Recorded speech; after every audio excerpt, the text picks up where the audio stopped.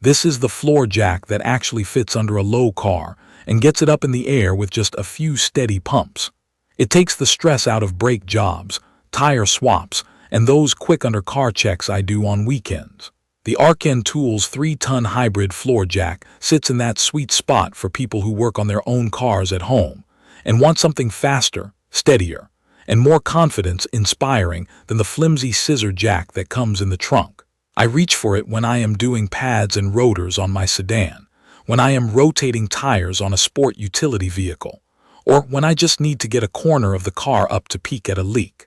If you are a home mechanic or a track day regular hauling tools to the paddock, this fits the need without feeling like overkill. The design is a blend of aluminum and steel, and that mix matters in daily use. The aluminum keeps the weight manageable enough that I can drag it across the garage without feeling worn out before I even start the job. The steel is exactly where it needs to be to keep the structure from flexing when there is real weight on the saddle. The reinforced lifting arm is the part I notice most. When it takes load, it does not twist or complain. You feel a solid transfer of force with each pump. The low-profile nose is legitimately low, so it slides under my sedan even with a front splitter. I do not need ramps or wood planks just to get the saddle under a jack point. The wheels roll smoothly on concrete, and the rear casters pivot easily so I can make small position tweaks once it is under the car. The handle has a padded section near the top, which seems like a small thing, but it saves fenders and knuckles when I am working close to the body. The handle breaks down for storage, which I appreciate because I keep my tools on one side of a tight garage. Using it is straightforward. I set wheel chocks, line up the saddle with the factory jack point, and close the release by turning the handle clockwise until it stops. On my driveway I have a mild slope, so I set the jack on sturdy blocks to level it out before I start the lift. With that done, it only takes a few smooth pumps to bring the car off the ground. The dual pistons give a quick approach, so the saddle meets the car fast, then you feel the resistance build and it climbs with a predictable rhythm.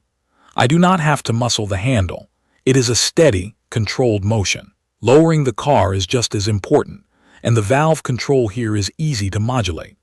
A gentle counterclockwise twist starts the descent, and I can feather it for a slow, safe drop onto jack stands or back onto the ground without any sudden lurch.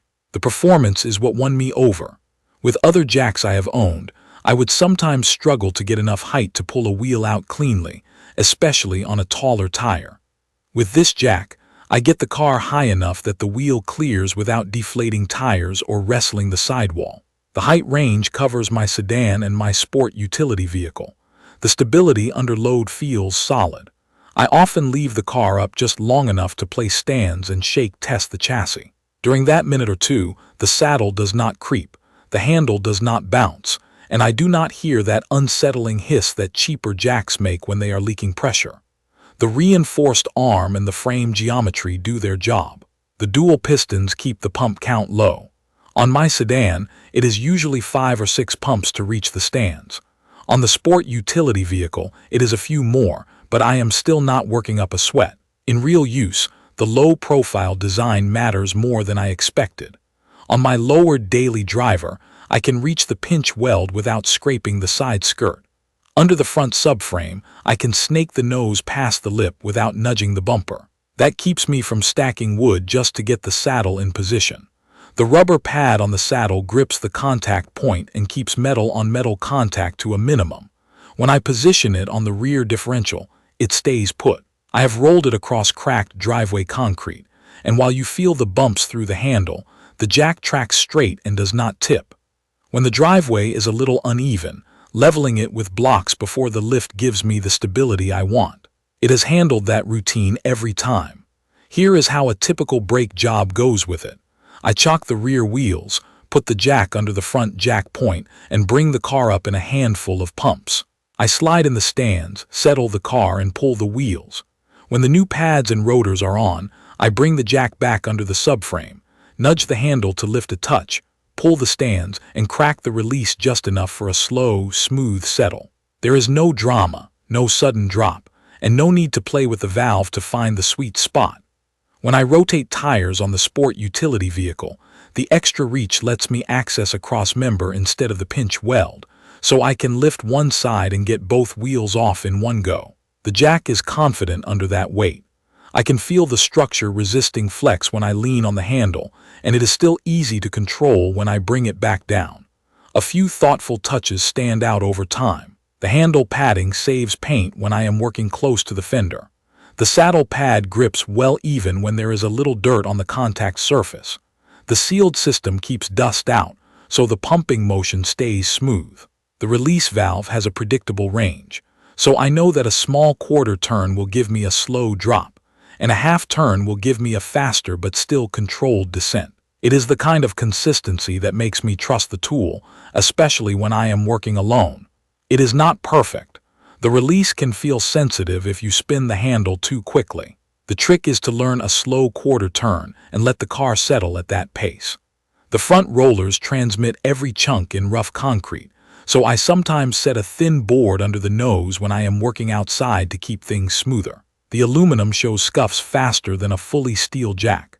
None of that affects performance, but it is worth knowing if you care about cosmetics.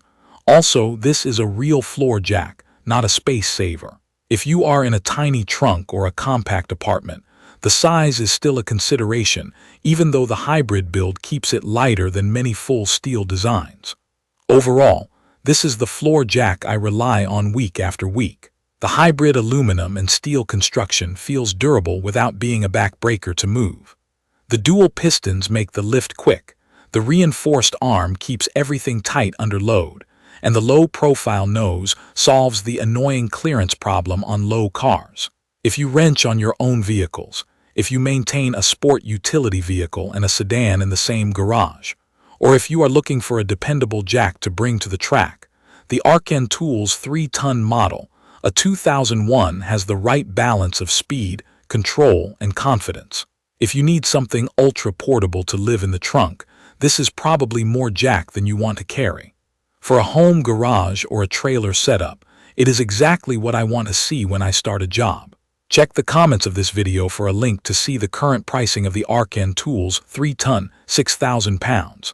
Hybrid heavy-duty aluminum and steel low-profile floor jack with dual pistons, reinforced lifting arm, at 1001. Thank you for watching.